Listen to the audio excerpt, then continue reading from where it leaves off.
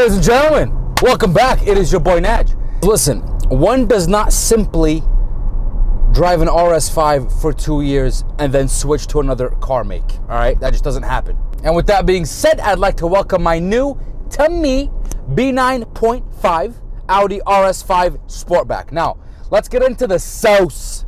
Let's go. Now, in the last video I posted, I dropped a hint. I said if you guys really know me, you would know exactly what car I'm getting in replacement of my B9 RS5. Now we're gonna go through the whole rundown, okay? I'm gonna tell you guys why I bought it, differences between the B9 and B9.5 RS5, and things I hate, and most importantly, is it worth the upgrade from the B9 to the B9.5, all right? In order to do all those things, we're gonna have to fuck around and find out. Let's go. Now, as you guys know, I did total my B9 RS5 by driving over a dead deer. All right, link for that video is down below. But long story short, the insurance ended up totaling it out and I needed a replacement. Now, while I was thinking about what I'm gonna replace it with, no other car option came close to the RS5. Everything was just so far off. I was initially planning on getting the B9 from the insurance once it goes up for auction and then just buying it back and fixing it. But they said it was gonna need about 3 to 4 months until everything's settled and it actually gets posted with the sale date, right? You guys know me, I'm not the type that's just gonna wait around for this car to hit the auction and God knows what happens after. By the time they're done, electric cars would have been taken over already and I'd be racing like a toaster. And for all of you who are like, dude, why'd you get the same car again? Let me ask you a question, Billy. If your iPhone that you've been using for so long, if your iPhone broke, what are you gonna go buy another Android? Is that what you're gonna do? No, you're not gonna do that. Same concept, same, but different. Some of my close friends were trying to convince me to go BMW, and I was comparing the M3 to the B9.5 RS5. However, bro, it didn't come close. No other car compares, period, bro. Now, when you take into consideration these couple of things of sleek, German, defined design, performance, luxury, and comfort, in the RS5 is where you're gonna find the most amount of value, period. Camera reported ahead. Shut up, Siri. Now, when comparing it, for example, to the M3, first off, comfort mode in the M3 is nowhere near as comfy as comfort mode is in the RS5, right? And a lot of times you're driving and you're just trying to get from A to B, and it's either early or late, or you're just not in the dynamic mood, so you decide to put it in comfort mode. If I'm putting it in comfort mode, I want to be as comfortable as possible, okay? Quattro definitely overtakes X-Drive, right, in every weather condition, period. We all know that, that's no secret. And then something I couldn't get over is bucktooth buckaroo front grille. Okay, I know there's remedies to get that fixed, but yo, all right, I'm not trying to send my car to Turkey for a makeover, number one. And number two, it's just, oh, so aggressive. Like, what are we doing? What are we doing? Okay, obviously you have to give credit where credit is due. BMW has a lot of beautiful designs, but at the end of the day, bro, what the fuck is this? All the BMW fanboys are clicking next video right now. What German sports sedan competes with the RS5 in all those categories that I mentioned? Don't worry, I'll wait. Now, let's talk about the difference in performance, ladies and gentlemen. This is a big one. It's really fucking nothing. There's a couple of things that are, if you've had the B9 generation and then you get into the B9.5, you can tell a couple of those things, all right? You're able to notice them. So as far as performance, that changed. I did notice the exhaust when you're in dynamic and RS mode. It is a little louder, especially with the crackles and pops, right? The exhaust tone is a little more defined in the 9.5, but it's not like too much of a jump. But if you've had both generations, you can definitely notice it. Even though the exhaust gives you very good feedback in every driving mode, really, I still think it needs to be raised by like a notch. A notch, I said, not obnoxiously raised out.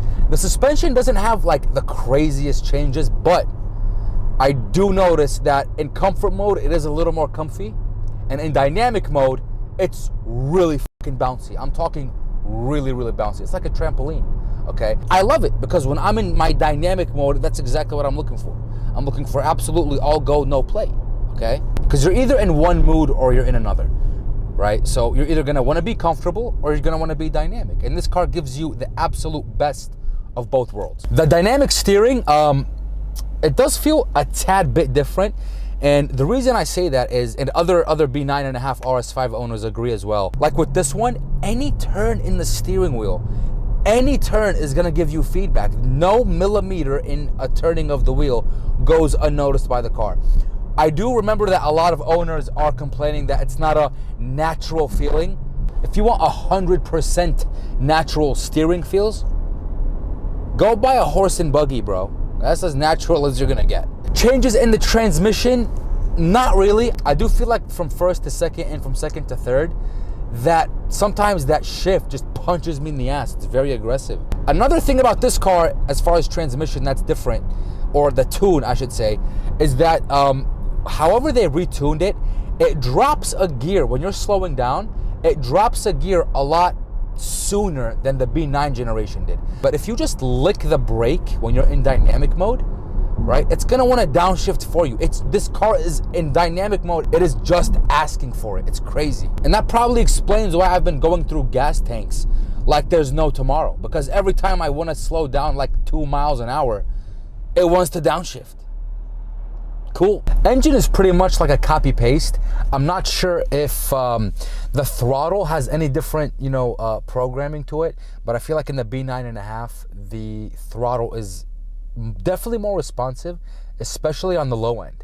Now for the exterior things that changed. The headlights and taillights look like they had a little Botox upgrade. It's like Audi almost hired the Kardashians to give it a little fill, if you know what I'm saying. And I get it, this might sound a little stupid to some of you, but my favorite thing about the upgraded headlights and taillights is the animation, dude. When I'm walking up to this car and it's doing this whole little dance with the lights for me, I get butterflies, no joke. Like, it feels like somebody saying, "Hello, Mr. Bond, shall we cause trouble?"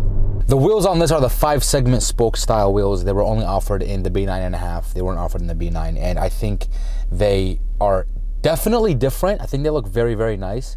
I don't see them as much on RS5s. Usually I see the rotor style wheels, but yeah, I don't see these as much. The front and rear bumpers are a bit different on the 9.5. Now for the interior things that changed, couple of things, right? Couple of things on the interior, nothing crazy though.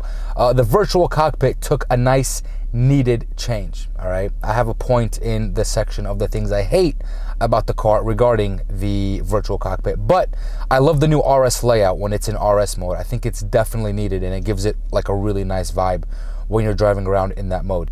Now you do have the option, kind of how the BMWs do, M1 and M2 options on the steering wheel for the different variations of drive modes of RS. So RS1 and RS2 is what you get, and everybody can program it a little different, obviously, but for me, I kept RS1 full dynamic everything, and RS2 is comfort everything, but it keeps the exhaust sound. So I always got a nice tone in the background, even when I'm in comfort mode. And finally, the MMI did turn to a touchscreen now. It's a much bigger, smoother display.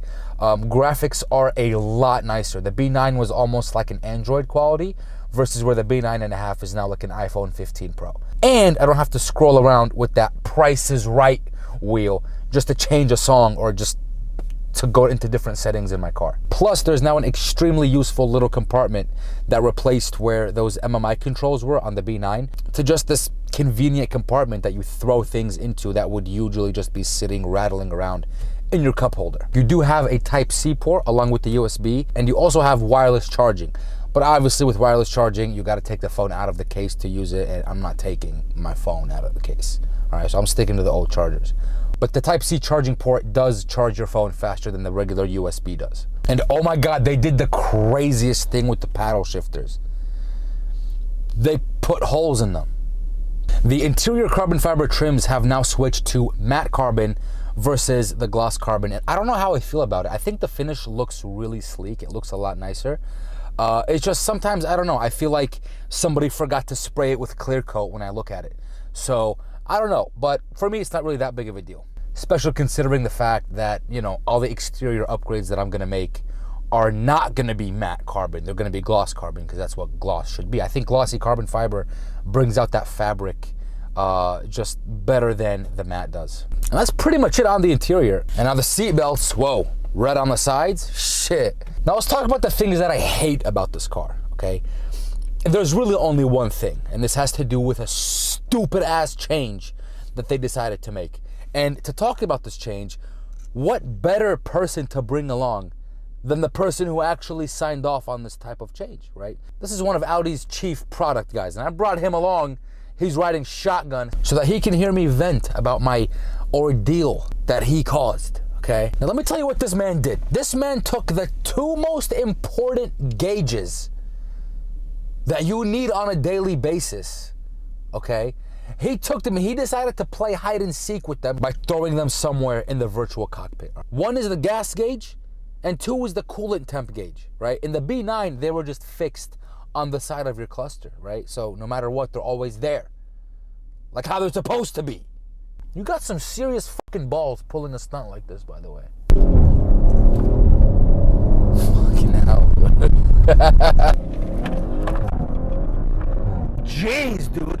Listen, I know everybody's talking about how performance is the same and it's the exact same engine, but yo, my original B9 RS5, it did not pick up like this. It did not, bro. Like, this is just fucking crazy. Police reported ahead. Jeez, dude. This is so much fun. Guys, this car is such a blast to drive. Like, I'm like finding any excuse all the time to either get out and drive it, to go somewhere. Like, now let's talk about the biggest point, okay? Is it worth switching from the B9 RS5 to the B9.5 RS5? My answer is pretty simple, okay? The change, obviously, from a B9 to a B9.5 is nowhere near as like a valid, drastic change between the B8 and B9 platforms, for example, right? Like, it's not really much of a deal breaker. I mean, for what? The touchscreen MMI and the wireless charger and the wireless CarPlay? I mean, don't get it wrong. Do not get it twisted. They are very, very, very convenient, okay, in comparison to the B9. But does it justify the whole switch? I wouldn't say so, to be honest. Like, okay, if I still had my B9 RS5, I'd be happy with it, enjoying it just like I'm enjoying this every day. But in a situation where you don't have an RS5 and you want to get an RS5, then yeah, it's worth the switch. It's not like, whoa, you know, it's cool, but it's not whoa. That makes sense. Now, I obviously do plan on making more content revolving around this car. So you're gonna see a lot of modification videos, both between actual performance parts that I install and purchase and customizations that I design in-house myself. Now, this car does have to be prepped for me, right? And by prepped, what I mean is I wanna do a couple of things that you will see in the next video. One, I'm gonna tint the whole car, PPF the whole entire front end, okay? I wanna wrap the roof black just because I loved the way it looked on the B9, on the Nardo Gray. I loved how it looked, so I'm gonna do it on this as well. Just some black glossy vinyl on the roof, nothing crazy. And that carbon fiber spoiler that I designed on the B9. It fits the B9.5. I have one ready to install. But anyways, super excited for the next coming videos around this car. I appreciate you guys watching. Do not forget to hit the like and subscribe button for your boy. Keep me posted, keep me motivated. And yeah, I will see you guys in the next video. Later.